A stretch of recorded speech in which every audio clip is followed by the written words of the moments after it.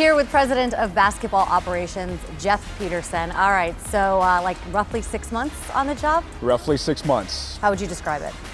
It's been fun. It's been fun. It's been challenging in some ways. I feel like it was a whirlwind when I first got here. Finally, after working through some of the staffing dynamics, getting through the draft and free agency, it finally feel like we, able to kind of take a step back and breathe and gear up now for this upcoming season. What about draft night? Take me inside that draft room for you. What was that experience like? When I reflect on it, the thing that I'm most excited about is just our level of preparation. Because it wasn't easy from the standpoint, we had a lot of new faces and different roles, and first time with this ownership group, it was just a lot of moving pieces. And I felt like we were very prepared for multiple iterations of what could happen. And ultimately, in the first round, 𝙤𝙩𝙤𝙩 was the guy that we wanted. So to be able to have a plan executed and in today's age for it to not get out or leak who we wanted was I would say an accomplishment in itself. And I know Coach Lee, he was your guy, right? Yep. So what has he shown you early on that you said, I knew that he could do this? He has so many positive traits, but I think the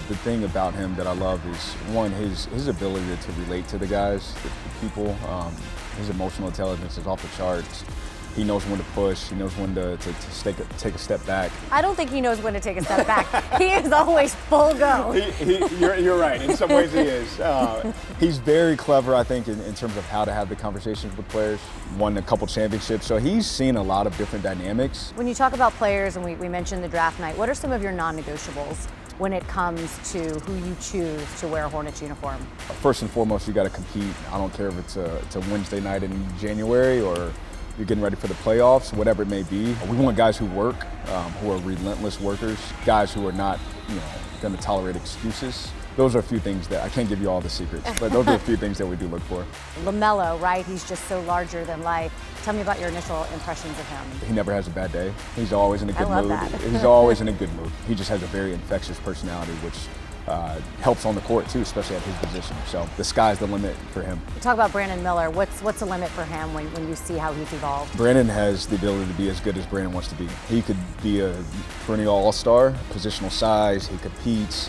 He's youth, energy, all of that. Yeah, he can play 40 minutes. I think he has the potential to be an excellent two-way player, right, to defend and of course, produce at a high level on the offensive end too. So he's going to be very, very good in this league for a long time. Player development, right? I feel like that term is, obviously everything is about developing players, especially when you have a young team. That is part of your DNA though. What does that mean, that phrase mean to you? We try to take a holistic approach to player development. So on the court is the obvious one, but we want to see them get better in the weight room. We want to see them sleep better.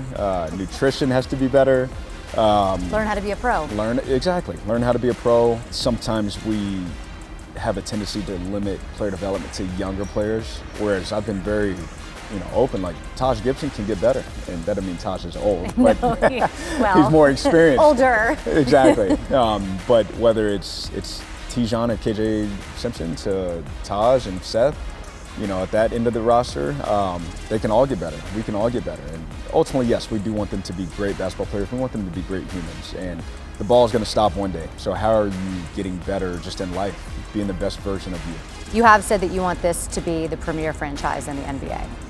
Yep. What does that look like to fans? Yeah, I think, and that started with our ownership. They had that vision when they got the team, and I think it's great because to me, it's just a standard. You can't hide behind it. If you want to be the premier, that means the best, right? So whether it's the towel boys wiping up the floor, people working in the concession stands, people in the basketball operations department, the equipment manager, whatever it is, courtside reporter, you have to do it. You have to be the best, right? Well, I'm buying in. Exactly. I'm buying in. So that is the standard, and I think that way, we can all look ourselves in the mirror and did we give it our best? Did we do our best? And if not, then that means we're probably not going to be the premier franchise. But we know what the marker is. We know what the metric is. That way, it helps us hold ourselves accountable. So at the end of the day, I want people who want to be here. I want people who are going to say, I'm excited that I got drafted by the Charlotte Hornets, or I cannot wait to get to the Charlotte Hornets in free agency, or wow, the Charlotte Hornets just traded for me, I can't wait to get there. Thank you so much. Jeff Peterson, everybody, I'll give you a little, there you go. Thank you, have a great season. You're welcome, thank you.